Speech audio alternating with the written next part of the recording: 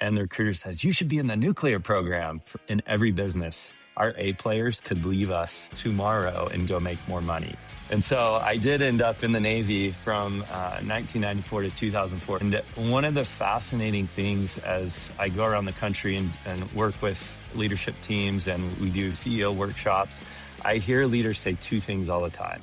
Hey friends, welcome back to another episode of Trades Talk. I'm here with Jonathan King of Get Strategy Done. And I've had the pleasure of sitting in with Jonathan on a few occasions. I got to see him speak at a Vistage presentation to a group of CEOs, and it really helped open my eyes to what strategy should be in a growing and scaling business. So Jonathan, welcome to the show. Thanks, Justin. It's a pleasure to be here. Well, it's a pleasure to have you. So Jonathan, I've gotten to hear a little bit about your background and some of the things you've done, including being in the nuclear industry and others. Do you want to give the guests just a quick overview of how you got here today and a little bit about your background? Yeah, sure. So here's I guess a 2-minute movie trailer, but I started my career at 20 years old, struggling to get through college, not doing very well. I think I was 3 years in and had about 34 credits. And so I hit up the Air Force recruiter because my grandfather was in the Air Force in World War II. And I figured, maybe I could figure things out. And while I'm at the Air Force recruiter, the Navy recruiter comes out and taps me on the shoulder and says, hey, how's it going? And gives me, if you've been through the military, they do like a pre-ASVAB test to try and figure out where they're going to slot you. And it was pretty basic, even though I was struggling to get through college. There were some questions like 500 times 2, 1,000 divided by 4. And I finished that, there might have been 100 questions. I finished it up. I didn't miss any. And the recruiter says, you should be in the nuclear program. And so I did end up in the Navy from 1994 to 2004 in the nuclear program. And one of the fascinating things as I go around the country and work with leadership teams and we do CEO workshops, I hear leaders say two things all the time. One is some version of the younger generation sucks. And then the second thing is you got to be here a long time to know how it works around here. And it's interesting as in the nuclear program, the Navy's operating 100 nuclear reactors all over the world at any one time. And they're being operated by a bunch of college dropouts like myself. And good luck finding any of those college dropouts that have been there longer than 4 years. You just can't do it. And so there's some things as we work through that around leadership, about process, about discipline, about what are the habits, what does training look like, and those things we can apply directly to businesses. And so when I got out of the Navy in 2004, I went into a variety of supply chain and operations leadership roles in mostly Fortune 500 companies, sort of turned into Mr. Fix-It turnaround positions. I learned really quickly that those mindsets and those skills and those practices that the Navy has in the nuclear program pretty directly relate to how to turn around a business. And it almost always comes down to people and process. Any problem we have in our business can be fundamentally pointed back to one of those two things. And so I got really good at executing those turnarounds. And in 2017, launched a consulting practice, which really brought those Mr. Fix-It kind of people and process, how do we work on strategy approaches to small and mid-sized businesses. And we've been doing that work with companies in small and mid-sized sector. We work exclusively with leadership teams, and we really do believe that leadership changes the world. And so almost everything we do is focused on that core leadership team and how we can make that team more effective. And by direction, then the rest of their organizations become more successful as well. Absolutely. Well, great story. And it's interesting you mentioned process. I was just reading a book called The Obstacle is the Way by Ryan Holiday, and it talks about how Nick Saban has, just such an incredible record, and he doesn't talk about winning football games or doing anything else. He just talks about, he calls it the process. And it's like every day is about the process, every play, every drill. It's not about the end result. It's about doing the process in the moment. Where do you think most businesses get it wrong when we start talking about strategy? It's a buzzword. Everybody says it. Hey, you got to work on your strategy, work on the business, not in the business. But where do people get it wrong? And then maybe we'll work into how to define strategy ultimately. Yeah, No, that's a great question. I see two ends of a spectrum, and then I'll take it back to what you mentioned around process.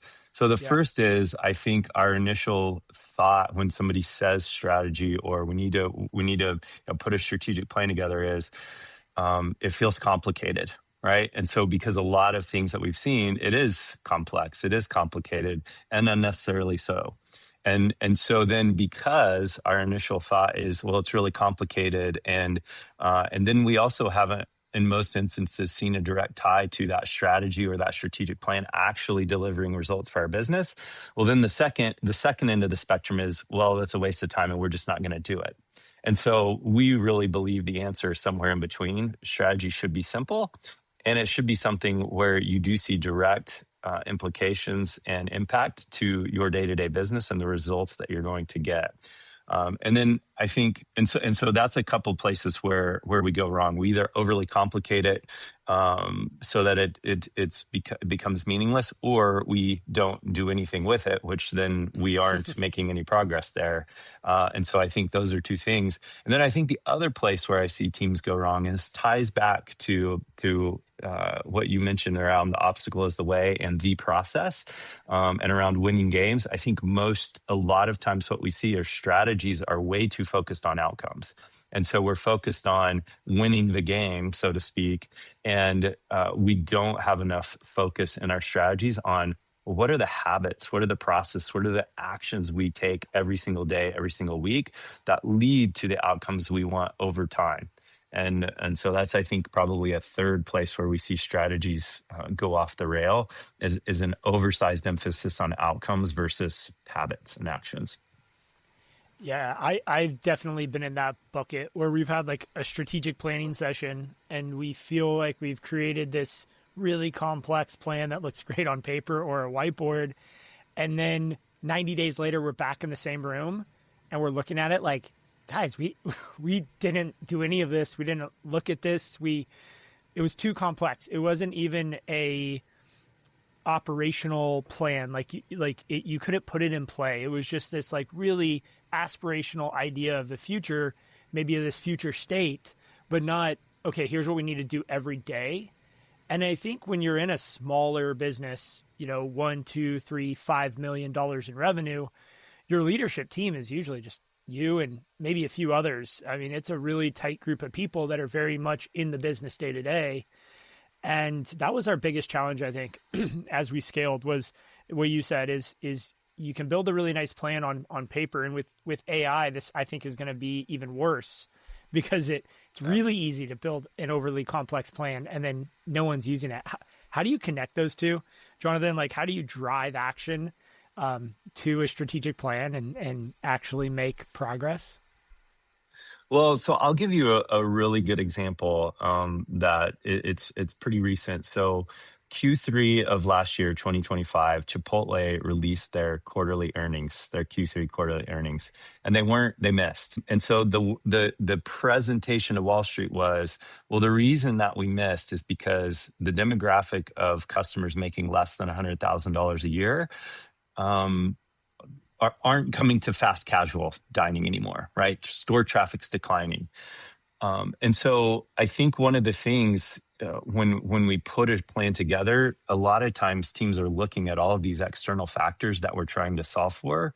But if you actually go to Chipotle recently, in the last 6 months or so, I can tell you the three reasons why their store traffic's declining. Number one, their stores are dirty and gross. They're just not Yep. clean. Number two, their employees aren't very friendly. They have their backs turned to you. And then when you ask them to put whatever you want on your burrito or your bowl, they act put off by the fact that you're even asking for it. And then number three, their food, while it's promoted to be fresh, it actually isn't very fresh anymore. They scrape the bottom of the pan way too many times. And so when you talk about, well, how do we connect our strategy to like our day to day? Well, those things are all day to day, right? How your employees treat and greet your guests and your customers and your clients, how clean and what quality is your product and service, and then what is the experience. Those are all three things that are part of your strategy, and they're probably really boring for most leadership teams to work on those three things, but when you get it right, I mean, it makes a huge difference in your business. And that is an actual strategy. And then you don't have to worry about traffic because traffic takes care of itself because people will be lining up to go. Here in Texas, I'm in Dallas. We have this Yeah. this gas station called Bucky's. And I mean, there are people lined up on an interstate exit to go to Bucky's. And do you know why? Because they have clean bathrooms, right? And so for Nice. them, clean bathrooms is a strategy. And they've executed very well on clean bathrooms. And every other convenience store alongside the interstate is dirty and gross. And people drive right past it. Right. And so those are some little examples of what are the things you do every day and how do you get your employees, engage your employees every day? What's the thing that matters?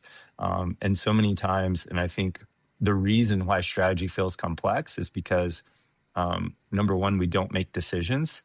And so when we make decisions and we filter and we get really clear on what's most important, well, now we can start to narrow what it is our strategy looks like instead of the 100 things that is possible for every business to chase after. And then we end up with a 3-ring binder. Nobody knows what's really important. And we're all working on different things versus maybe your thing is we just need to have really clean bathrooms. And that can be a differentiator for you. I really like that. It's almost, I think for some people listening like me, it's almost refreshing to hear this because the truth is you don't have to be great at every little tiny thing in the business and every step of the process. If you can identify 1 or 2 or 3 things that your customers really care about and you can do those 2 or 3 things really well, then you can be quite successful in almost any industry. And so when we're thinking about this, are there any tips that you have to identify what are these 1, 2, or 3 things that we really should do? Maybe I won't say the best at, but we should do really well at. Yeah, I mean, in terms of identifying it, I think most businesses that have been in business for 5 years, there's something that we've done that has gotten us to where we are. And usually there's a couple of things that have been instrumental to that success. And what I find most teams doing when, you talked about when you're, 1, 2, 3, 5 million, 10 million, even 20 million and up to 50 million is we actually got really good at something. But then what we do, because we want to continue to grow, is we think we have to find the next thing.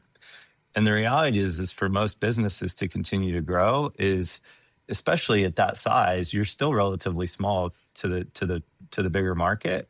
And so if you found the thing, then what if you did 2x of that thing or 3x of that thing or 10x of that thing? What impact would that have for your business versus trying to go find the new shiny object? So part of what our guidance is to team is look backwards. What's gotten you here? What is that thing? And then if you know what the thing is, find that thing that works and do more of it. Just keep hitting the repeat button and get better at it. Dial it in, and you can usually find you can usually unlock significant more growth for small businesses through that mechanism versus chasing a bunch of shiny objects that may or may not you may or may not be good at it, and your team may or may not be passionate about it. Right.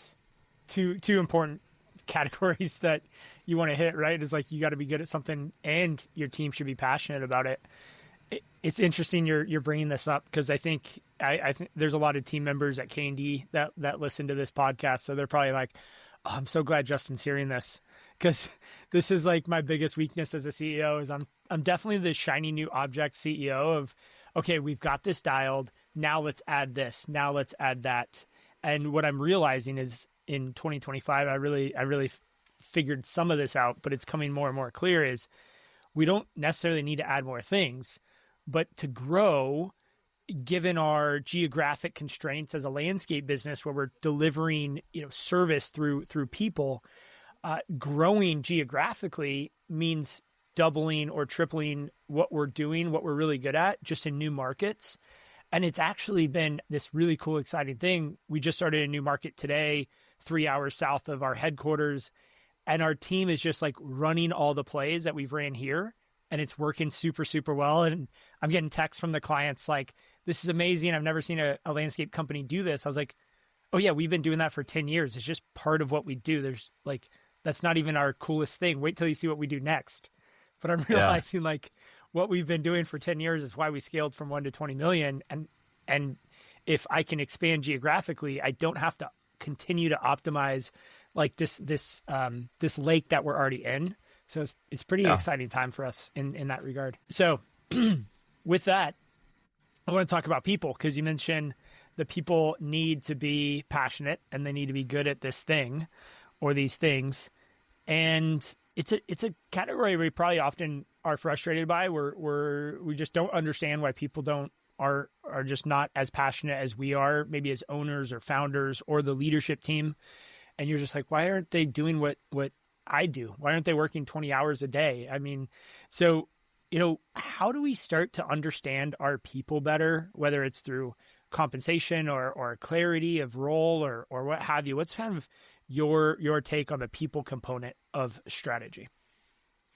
Yeah. Well, I think number one, for all of us that are entrepreneurs and we've started businesses, um, our team isn't going to be as passionate about the business as we are. They're not going to be invested as they haven't put everything on the line, right? So they just have a different way of looking at it. So I think that is probably the first place to start. Is just um, our expectations in terms of our team being invested as much as we are. I think we need to level set there, right? That's first. But then secondly, I do think we have a responsibility to engage our team and engage the people that are along on the journey with us. For we that's our responsibility as leaders to do that, and I think we do.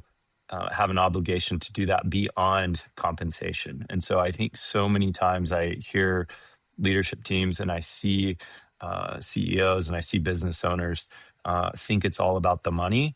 And I mean, let's take this conversation back full circle to Simon Sinek. He talked about his just cause, the concept that he extols in his book, The Infinite Game.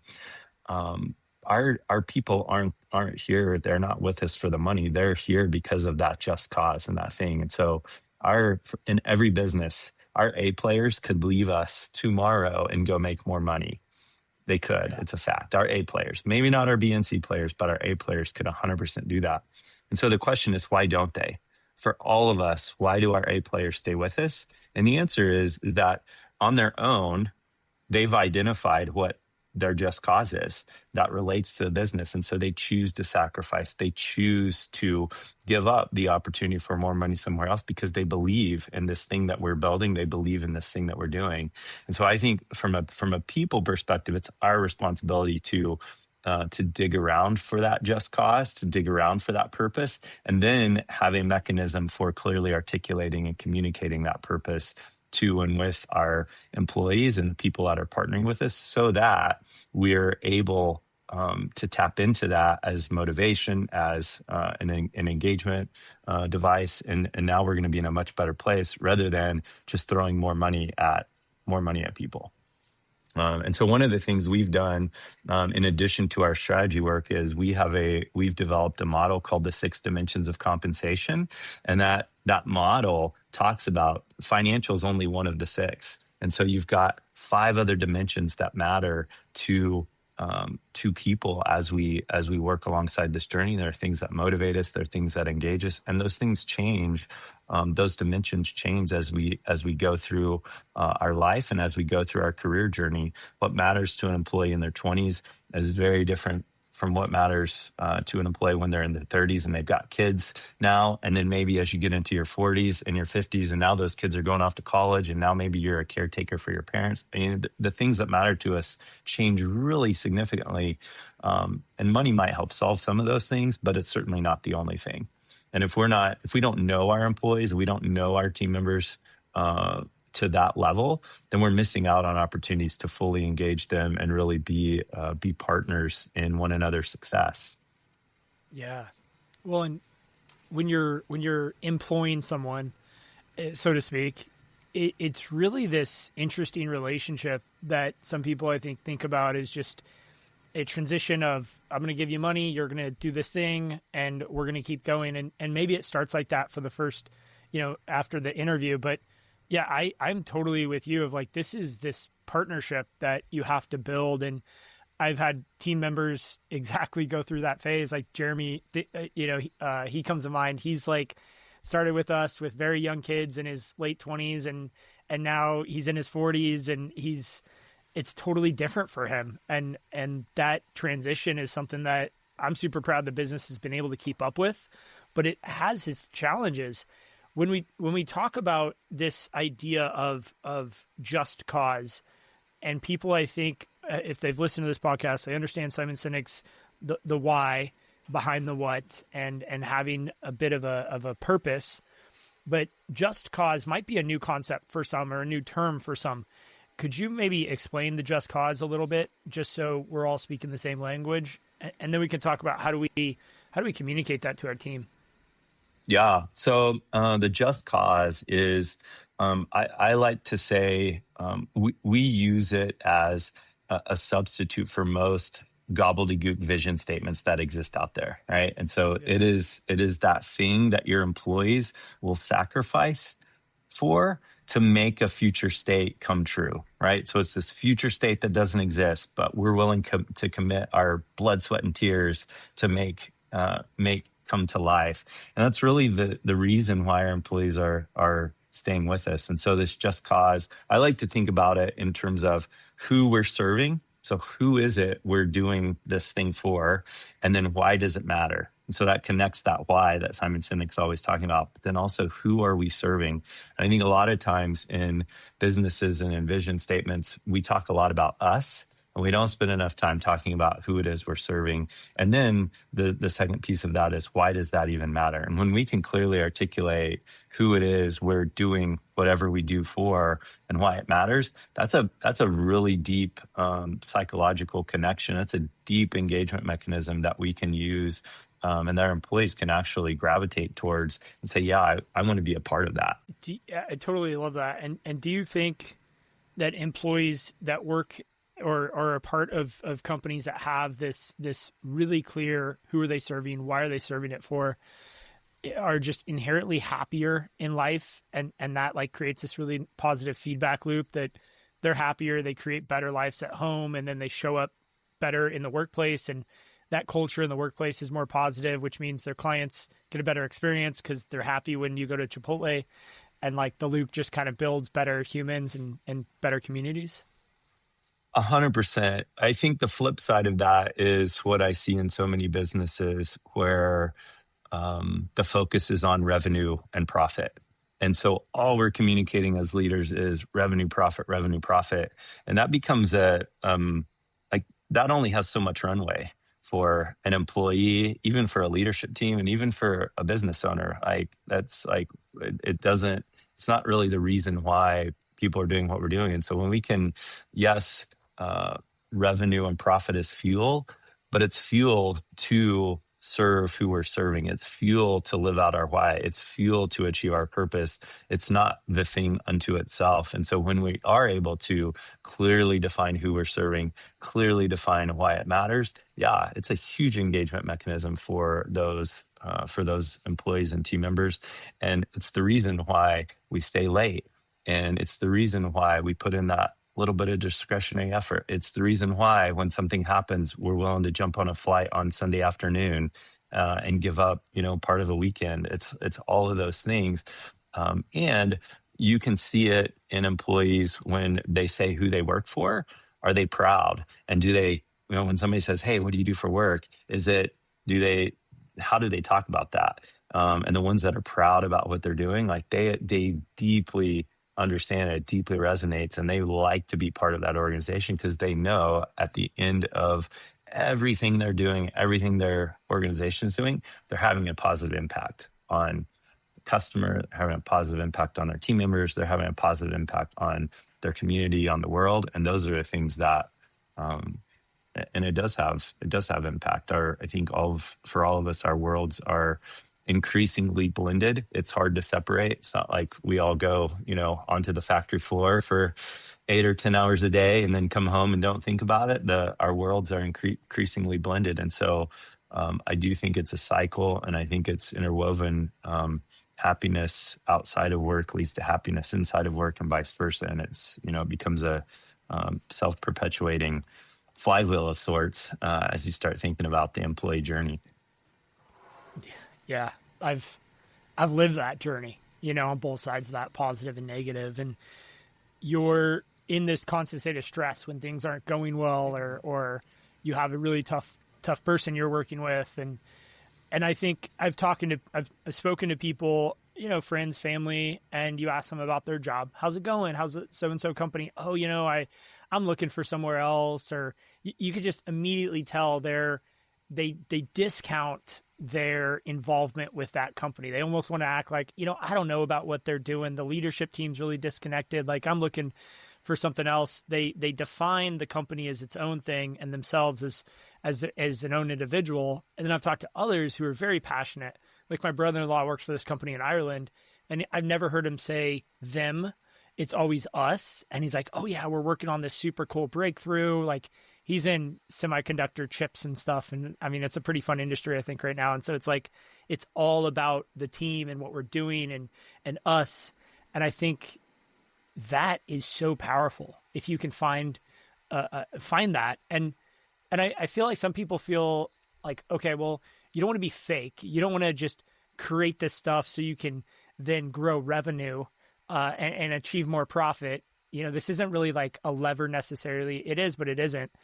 And so to that point, I want to ask you, when you stop focusing on revenue and you start truly doing your full work on the just cause and building the purpose and focusing on that and focusing on who we serve and why we serve them, in your experience working with tons and tons of companies, what have you seen from those companies when they stop just focusing on the dollars and cents coming through on the profit and loss sheet? The clients we have that are more clarity around their just cause and their purpose and have outsized focus on living that just cause and have reduced focus on revenue and profit have the most revenue and profit of any clients we work with.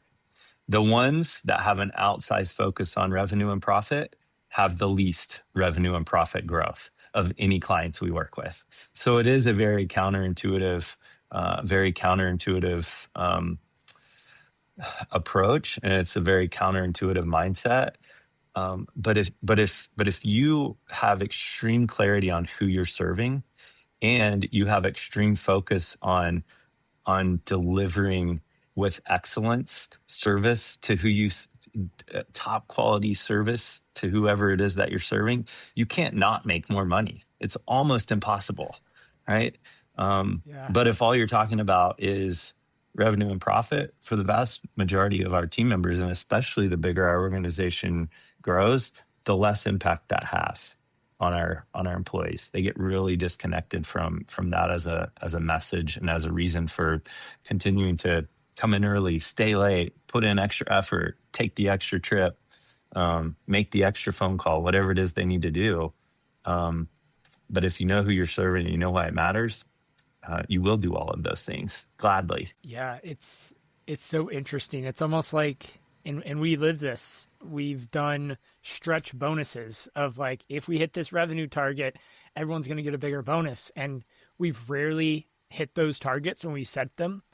But when we stopped focusing on the revenue and started focusing on the actions, the day-to-day actions, and we're focusing on those actions, not because they're going to deliver more revenue, but because they're going to deliver a better service or a better experience. And I tie it back to like being in the gym. And if you're like watching the clock and you're trying to do like a 5-minute hit routine, like the 5 minutes goes like, it's so slow when you're watching the clock. And then if you can't see the clock, but you've got a trainer with you and they're just like, go as hard as you can, I'll tell you when to stop. And they're like, all right, stop. You're like, wait, that was already 5 minutes? That was crazy. It goes by so much faster when you're not watching the clock. So I kind of tie it back to that. I don't know if there's a connection there mentally, but it seems like there might I be. agree. I mean, we talked about this towards the beginning, but it comes back to process. I think you have to love the process. You have to love the journey. And if you're focused on who you're serving and why it matters, then it helps with the focus, right? In terms of loving of loving what you're doing because it's an act of service. Doesn't feel like an obligation. Yeah, yeah. It's like you're doing what you love doing every day, and you're rowing in the same direction. And so, question on that: if a company is struggling with hitting their profit goals and hitting their revenue, and they're in a spot where maybe they've taken on some debt over the last year because they've overhired and kind of over leveraged their operation, you're kind of put in a bit of a defensive position where it's like, we've got to hit our revenue goals now. Like, there's no other option. Super dangerous place to be. We've definitely kind of, been in that spot. We kind of are in that spot. What would your message be to those companies when they feel like they have to focus on these things, because if they don't, they risk going out of business or another issue happening? Yeah, I think revenue and profit is an outcome, right? And so yes, we all need some level of revenue and profit. And if we've made some bets and we've made some investments that require us to have a certain level of revenue and profit to support that level of infrastructure we've built, there is a lot of pressure. However, I think for us, and what we try to help teams do, is go back to, well, what are the habits? What are the actions that are going to lead to those revenue outcomes that you want? And just hitting refresh on your sales dashboard and reporting on your revenue daily or hourly isn't going to make that come true. Most teams don't put enough focus on backing up and looking at, well, what are the activities, what are the actions, what are the behaviors, what are the habits that we can focus on that are actually going to lead to those results that we want. And so we try to shift our team's focus from outcomes to actions and behaviors. And these should be actions and behaviors that we can measure, that we can activate on a daily basis, not something that is very nebulous. Like, for example, a lot of teams like to focus on customer satisfaction, but how many customer satisfaction did you do today? Right? We don't, Yeah. that's not actually something you can do. So do you know, for your business and for your operation and for your clients and customers, what is the action you can take that leads to 5-star customer satisfaction? Because that really is the end result of a whole bunch of things you're doing organizationally. And so we try to help teams back up. And if you know what those things are and you can get really clear on what those things are and then execute on those, that's the getting strategy done piece. That's the GSD part. That's where you are going to then end up with revenue and profit that looks like it wants to be. And I'll give you an example. We had a construction company that we started working with in 2022. They were about 5 million in revenue. They were just breaking even, and they were struggling to get, if they had a year where they had 100,000 in profit, they were happy and excited, right? And that's not much. That's just like, hey, we're doing a lot of work to scrape by. And so we started focusing on just cause. We got really clear on what are those actions and behaviors you can take every single day with your team members, with your customers. And we just actually had their annual strategy session, reviewed their 2025 results. In 3 years, they finished last year 18 million. So they more than tripled, almost 4x their business. And they went from break even to 14% profitability. And they weren't focused on the revenue. Yeah, they had said, we want to grow, but they were focused on the actions. They were focused on the behaviors. They were focused on the habits. And that is what led to the results that they got. And we've had other teams that started 3 or 4 years ago in a very similar place, and they're still in a similar place. And all they do is talk about revenue. And the lift of moving them towards, hey, well, what are you going to do? What are the things you need to be doing every single day? They're unable to connect those dots, and they're living the results of that outsized focus on outcomes versus habits. Yeah, it's a tough one. I mean, congrats to that company too. I mean, it's that type of growth is not easy, and to do that with profit. But it's nice to hear those stories because it's true. It's possible for everybody else out there listening. Now, when we start talking about that, and I think this is a good conversation to kind of continue to have and shift into, is this idea of getting outside help. We've believed in coaching since I started. I took over the business from my parents in 2015 and hired a coach, and he brought a lot of insight and perspective, and we had quarterly planning sessions, and having that outside perspective, having a team there to help you see the bigger picture, unwind some of the things that you're doing to understand what success looks like. How important was that? And maybe we can use that construction company as a bit of an example. Is how important is it to start to get outside help? And what are some of the things that you guys do? Let's just use you guys as an example to help companies, break through the rut they're in and that kind of obstacle they've created. Yeah. So, I mean, I'll share my personal experience. I was COO of an organization that was about 15 million. And while I certainly could facilitate strategic planning, I could certainly facilitate, quarterly planning sessions. When we brought in a facilitator, I was able to fully participate as a leader in the room, and I started to see things that when I was facilitating myself, I was unable to see for two reasons. One, I was too focused on facilitating, so I actually couldn't show up in the room as the leader I needed to be for the organization to plan, because those are two very different roles, facilitating versus leading. And then secondly, I was unknowingly, sometimes knowingly, but I was steering and I was influencing, not in a positive way, the outcome of those conversations. And so there were things that needed to be discussed that I just either didn't let the group go down that road, or just steered it a different way once the conversation started. And so there's several things that I think that every business, even if you're on the very, very small end, you're like, we can't afford it. I would say you can't afford not to do it. One of my clients recently said this, and we've been working with him for 3 years, and we had the conversation about, hey, do we want to keep working together? What does that look like? And we facilitate strategic planning sessions for small businesses. That's what we do.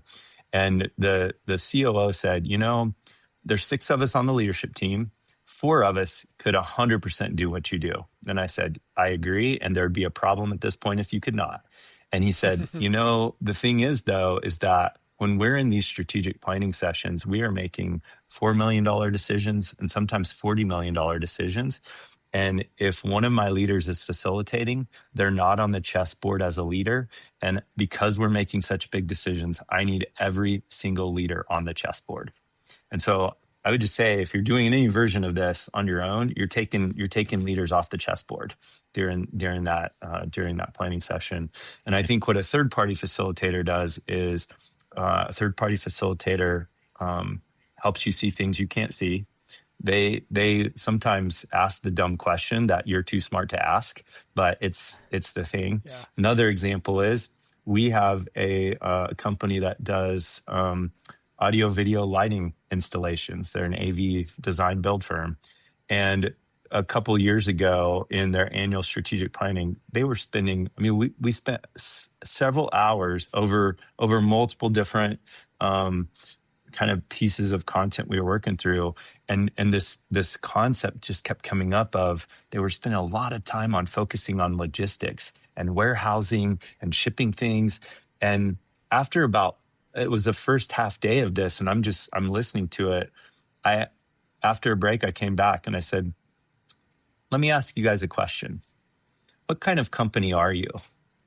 And everybody just kind of looked at me with a weird look on their face. And then I said, are you a logistics company? Or are you an AV design build firm?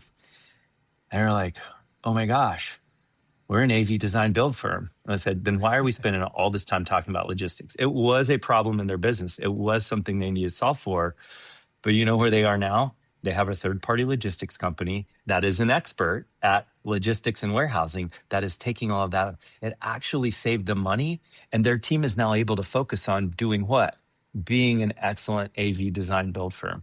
they would have never gotten there themselves. They would still be mucking around with logistics and warehousing, distracting them from delivering quality AV design build for their clients. And so I think that's an example of your facilitator is going to help you see things you can't see. Yeah. A facilitator can also help you get aligned. I think one of the things we see slow leadership teams down and slow organizations down the most is a lack of leadership team alignment. And so when you get a third party facilitator in, a third party facilitator can help your leadership team get aligned. You should be having really hard conversations. You should be having arguments, and you should be having some healthy conflict that then gets you to making decisions about who we are, who we're going to serve, and why it matters. And then what are we going to do about it? But most teams aren't in a place themselves to be able to have that healthy conflict for a variety of factors. And so a third party facilitator can help with that significantly. And then I think the third piece that a third party facilitator does is, and we see this all the time, is where accountability. When you're paying us to come in every quarter and facilitate those sessions, they almost never get rescheduled.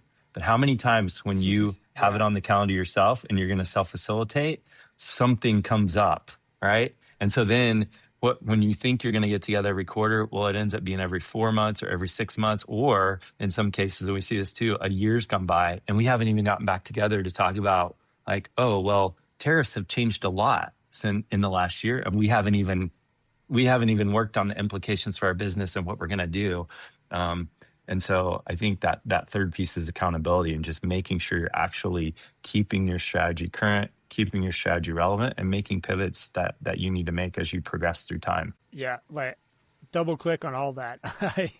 I have lived that in every single way of having outside facilitators, doing it ourselves, having outside facilitators that work good, having some that don't work well.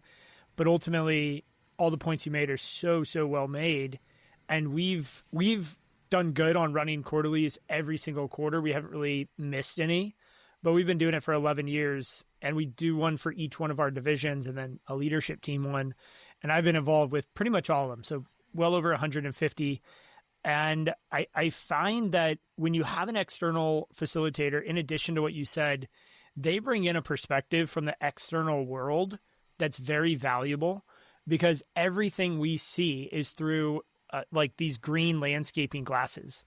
And so like everything we talk about and explain, and our leadership team has been together for a few years now. So we're seeing the same things in the same way. And so sometimes you think you have alignment, but it's almost fake alignment just because you don't ask that second or third question, that if you did, you'd find out that, oh, like Brian and Jeremy actually don't agree on this thing that they both were silent on. Like silent doesn't mean agreement. So when you're trying to make this decision of bringing in a third party person, I think it's almost like it's a must have. And one pushback I get quite a bit from people I talk to about this is, well, the third party person isn't going to understand my business. They're not going to understand our industry. They're not going to understand what we do. So Jonathan, to that point, how do you guys deal with that obstacle and work through that of they don't understand my industry? Yeah. We're not consultants, right? So we're not coming in as a strategic planning facilitator to tell you what to do. We strongly believe in 90-something% of cases, the right answers are in the room. And our job is, we are experts at leadership team alignment and leadership team facilitation. And that doesn't really change regardless of you're an AV design build firm or a landscape company or a construction company. Doesn't matter. Leadership team dynamics are very similar across all industries, all types of organizations. And so we are really good at that. I think when you mentioned the, you had said, just like the external viewpoint of understanding the world, or that external viewpoint, right? I do think because we work with construction companies and landscape companies and AV design build firms, and we have professional services firms, that breadth we're actually able to bring things that we see. There might be a scorecard or a scoreboard or a metric item that somebody in another industry is measuring that may not be apples to apples, but it might actually inform something that you just don't see. It's not an industry standard, but it actually is a secret. It's a secret sauce for you that actually changes the game, and it's just a little twist on perspective. So I truly believe that our lack of industry specialization and the fact that we do see across a lot of different industries and we see a lot of different client types is a benefit because we're able to think different. And so we have a manifesto that we created for our organization, and one of them is based on that Adam Grant concept of think different, right? And so Yep, that's love that. we bring that to organizations. And so if you're looking for a consultant, there are certainly consultants that specialize in their industry that can tell you what to do. But I really believe that most organizations, most leadership teams, if you've got any level of capability and competency on your leadership team, the answers are in the room, right? And probably what you need to do to take your business to the next level is have clean facilities, have fresh food, and have friendly employees, right? And you don't need an external consultant to tell you that, right? You need a leadership team to get aligned on, oh yeah, now how are we going to go make that happen? Man, I love this because it's debunking so many, I think, limiting beliefs people have about their business and about where they're at in their industry. And hey, maybe if you're new, you do need an industry consultant to help understand what you're doing. But if you've been doing something for 5 years or 10 years and you're in the business, like, you understand what your customers want, what they really love, and you understand probably at a deep level what your business operations need to look like. And it's just a matter of unpacking all the noise, getting the noise out of your head, like the logistics issue, or for us, maybe it's something about like, California's banning certain tools and stuff. So we're going to spend 30 or 3 hours talking about a ban. And really we're just bitching to each other about this thing none of us agree with. And so it's like the external third party facilitators going to call timeout, 20 minutes in and be like, all right, guys, let's save that for dinner or something. We'll get back on track here. And I think we've wasted plenty of days. So when we talk, one question I wanted to ask you is, when we talk about leadership teams, it's a term that is I hear constantly, and I think it's a term we don't necessarily define. So how do you define a leadership team in a company? And I'm just going to let you kind of take it from there. Yeah. So I mean, we'll go all the way back to day one of any business, and let's just say you are a solopreneur and you start up your business. Well, you are the leadership team, right? And so what does that consist of? Well, there's some things that you're doing as CEO, as president, to say, hey, I'm looking to the future. There's some big things there's big contracts I need to go get. There's big relationships I need to establish. There's those visionary things, right, that you need to do. You're sometimes sitting in that role. And then there's roles that I think I break down a business into three things. Every business is these three things. And as a leader, you're sitting in these three roles. One is business development, right? So you've got to go get the business. The second is business delivery. You've got to go deliver what you sold. And then the third is business administration, which for most visionaries is all the BS that we don't like to do, right? But those are the three pieces of every single business. And so at a very core level, every single a leadership team needs to have somebody that are in those core functions and leading those core functions. And if you don't have them early on in a business, generally what that means is the founder owner is sitting in one or more of those seats. And those are the things that end up slowing you down.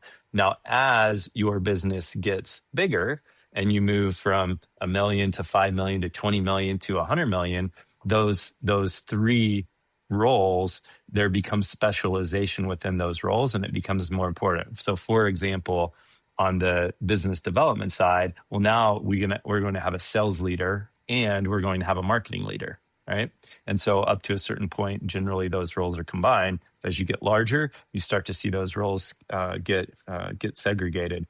On the Yeah. business delivery side, uh, that could be one role up to a certain point, and then depending on your business, well, now maybe that looks like we have someone running operations, we have someone running supply chain, two different Mm-hmm. roles, right? And then same thing on the business administration side, might be one person early on, but as the business grows, now that leadership team looks like, oh, we have a CHRO running human resources, we have a CFO, we've got a CIO, running the IT and tech component of our business. And so a business can go from a leadership team can be very, very small. Um, Depending on the size and complexity of the business, too, you can get to a place where you've got 7, 8, 9, 10 leaders in the organization. But I think each of those are, and it can be anywhere in between. But I view the leadership team as who are the core functions, core leaders that are in the room running the business. And we see all kinds of wacky things. I think the wackiest situations generally have to do when there's a family business involved. And that is just, and I think one of the things, ownership does not equal leadership. And I think if we could wrap our minds around that, that would clean up so many things for so many family businesses. That just because you were, won the birth lottery doesn't actually mean that you are a functional leader inside of the business. And I think we could resolve a whole lot of things there. And so we see things like, we'll have two finance leaders in the room. So you'll have a CFO and you'll have a controller in the room. The way we define a leadership team is it is the person that is leading the function. And so you may have other people that are instrumental to the business, and really everyone in your business should be instrumental at some level, but not everybody can be on the leadership team. So I think we need to be really clear on what that looks like and who that is and what is their decision-making authority for the operation. That is one of the best explanations of a leadership team I've ever heard. Thank you for that.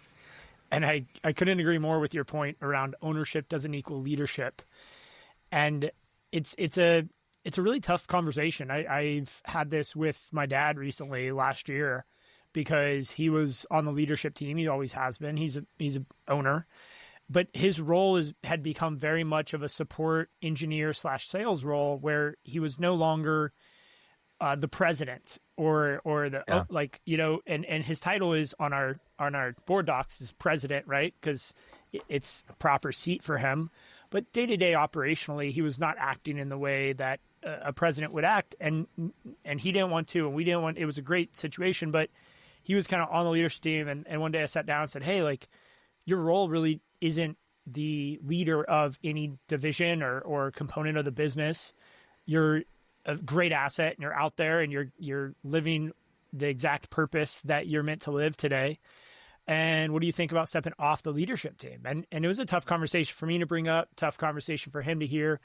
I got to give him so much freaking credit because, he founded the business 40 years ago and he's 61 years old. Like for him to have that humility to say, yeah, like you guys got it. I'm going to step off the leadership team, meaning I'm not in the weekly leader meetings. I'm not in the quarterly planning sessions.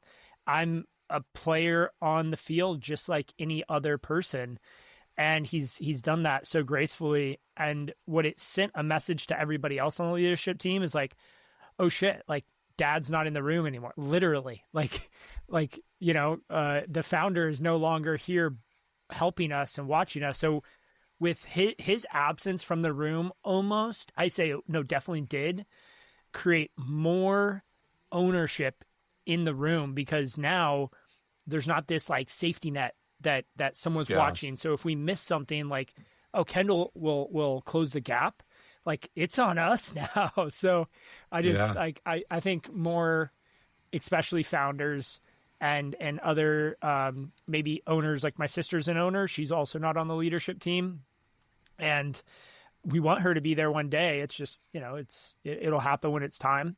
I think specifically that founder seat, they hand it over, next generation takes over, CEO, they get the title, but the owner really doesn't, the founder doesn't ever let go. And they're still in the leadership team, even though they really don't have, it doesn't follow your matrix to stay on there. So I don't know, some advice maybe, like if someone is listening to this and their dad or mom or the founder still sitting around like not wanting to step off, any words of advice for those folks? Well, I mean, I think you articulate it really well, and you've already shown the path, right? You have the conversation, right? That's number one. And then I think the other thing is and that's not an easy conversation to have. I know that, right? No, Like that it no. is a difficult conversation, and some of those conversations are more difficult than others for various reasons. And if I think one of the things that I would ask is if you're hesitant to have that conversation, what impact is the current situation having on the organization? Like sit with that and dive deep on it and really see what it is, because it's probably more than you think it is. Right. And so for what you articulated is it was there was this little bit of a safety net, or this little bit of, hey, we're riding with training wheels. And then when your dad leaves the room, well, now it's like, hey, training wheels are off kind of thing, right? That's one impact. But in some organizations, the impact is far beyond that. It is massive dysfunction. It actually might be the thing that is holding your business back from where you want it to be. And everyone else, it's the elephant in the room. Everyone Yeah. else knows it, and you don't even know. That's, and that's another reason to go back to the facilitator, the third party, because working with a coach myself has helped me have that conversation. And even like that coach could have that conversation, coach or facilitator could even have that conversation offline with the founder to help kind of start that off, because there's no emotions. It's just, hey, Right. I noticed this. My job is to facilitate, so I'm going to communicate this, and this. I'm sure you guys run into that where there's one person on the leadership team who is creating 95% of the dysfunction, and then that conversation has to happen for you guys to keep doing your job. Yeah, for sure. And that happens outside of the specific instance we're talking about with founder transition. It happens all the time, and I think one of the key or probably one of the biggest impacts that happen through the work that we do is leadership teams either get truly aligned, or leaders that are not truly aligned get exposed. And that is either way, that is powerful. And then it requires you to make a decision. What are we going to do?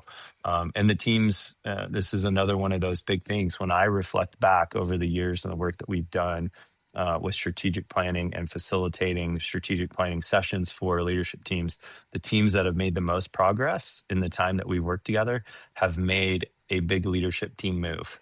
And sometimes that's developing someone internally in the organization and bringing them into the room. And, for example, like, hey, they needed to split out sales and marketing, and they created space to make that happen. And then they made that move, and that can be a game changer for the business.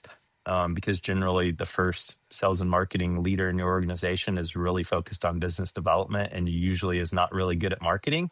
And so when you do actually then have the space for someone that's truly great at marketing, that's a game changer for your business. And sometimes the change is there's someone toxic in the room that is putting a limiter on the team's capacity, team's capabilities, and what the team's able to achieve. And once that's identified, and then we resolve that issue, and there's multiple ways to resolve that issue, now the business is able to take off. And we have a lot of teams that experience that as we work through go through our work together. Gosh, it's so true. It's amazing what one wrong seat can do in terms of impacting the ability of the business. And that could be 100, 500 person company, but one leadership team member could hold that entire organization back from the full potential. Yeah. I totally agree. I've seen it. So The other question I wanted to hit you with as we start to wrap up the episode is, there's a lot of M&A and acquisitions happening in the service industries and the trades industries. And it's bringing another level of complexity to this conversation of strategy and leadership and right person, right seat, because you have maybe a parent company buying a number of small companies, or you have two companies merging. So when you see these, let's just take there's a company a little bit larger that bought a smaller company, and they're trying to merge the leadership team. They're trying to merge the cultures, and they're talking about strategy. Have you guys been in that spot and worked through some of those challenges? And is there any like best practices when you're integrating a new company into your organization when it comes to leadership or process or people or strategy, wherever you want to hit that? Yeah, so we have, and so what I would say is it goes back to due diligence, right?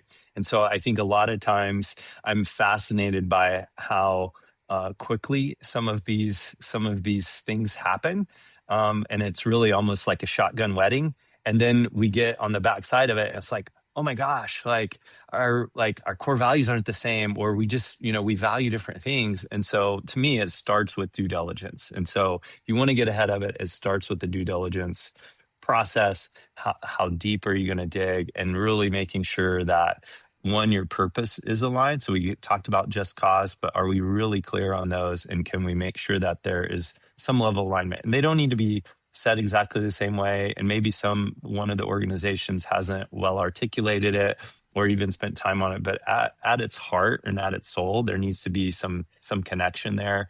And then I do think there does need to be a lot of due diligence around the culture. I think a lot of companies talk about core values. We try to go another layer deeper and talk about non-negotiable behaviors. And so are both organizations really clear on what their non-negotiable behaviors are? And if there's a lot of alignment there, and again, they don't need to be said exactly the same way, but at its heart is their alignment on the things we value, um, then that makes everything else easier.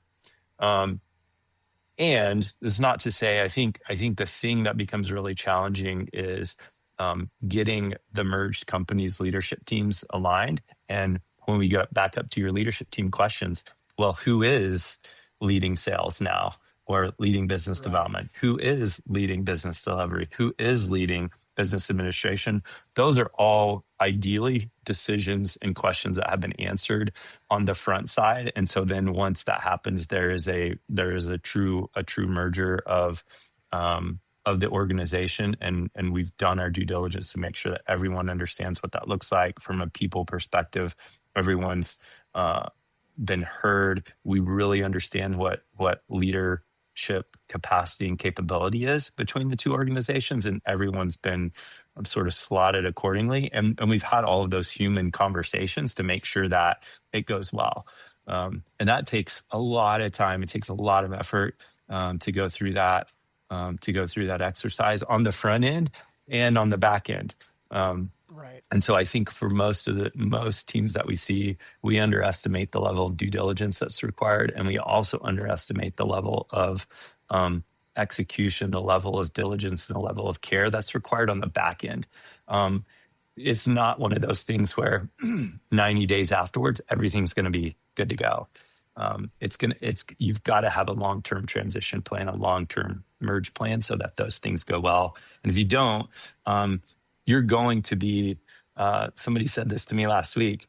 It's like your choices, you can either pay for it up front with good planning and preparation and doing the right work, or you can pay for it later. And usually it's 4 to 5x more expensive. So it's your choice. Which do you choose? That's such a good way to say it. Yeah, I mean, I heard on the same level of just not enough companies are doing due diligence on the people, because they're Yeah. really good at doing due diligence on the financials and the legal side and the lawyers. Yeah. And that stuff's black and white. You can look at Right. something, and if the ratio is this or it's not, the people, to your point, is so much harder to understand. And I think it's important that as you acquire companies, based on what I'm hearing from you, is you get some level of access to the leaders, at least during the due diligence process. So you're not closing and signing a deal at a price point and negotiating all of this and never talking to the people who have built the company. I think that's a big miss that maybe a lot of companies have, because they're worried about, you know, the word getting out, because, hey, quote unquote, we're selling the business and now my life's going to change. But like you said, it is going to change, and you should do it up front, because on the back end, it's going to be a lot harder. Well said. Jonathan, thank you so much. Like, such a great conversation today. I've got some notes for my business. It's a conversation I think a lot of people are going to come back to in the future. And as we end the episode, I just want to ask you for a trade secret as our signature ending to every show. You've given a lot, but what's a trade secret you want to drop on us today? Yeah, so I mean, I think we've pulled on this thread a lot today, but I think if there was one, I would say organizationally, measure your habits weekly, measure your outcomes monthly. Awesome. Well said. Nice and simple too. I like that. So if people are listening to this, maybe they're thinking, hey, a third-party facilitator sounds pretty good after this conversation. What's a great way to get a hold of you and your team over at Get Strategy Done? Yeah, just right there. Go to www.getstrategydone.com. All of our information's there, our pricing, how we work together. So we're super transparent. And we believe in simple, and we believe in putting things together that actually people can actually execute and deliver on for their organization. Awesome. Well, thanks again. Have a great rest of your day. And folks, thanks for listening. Thanks for tuning in to Trades Talk, where the next generation of disruptors comes to raise the bar. If you got value from today's episode, share it with someone in the trades who's ready to level up. For more tools, insights, and community, follow host Justin White and join the movement at jwhitegroup.com.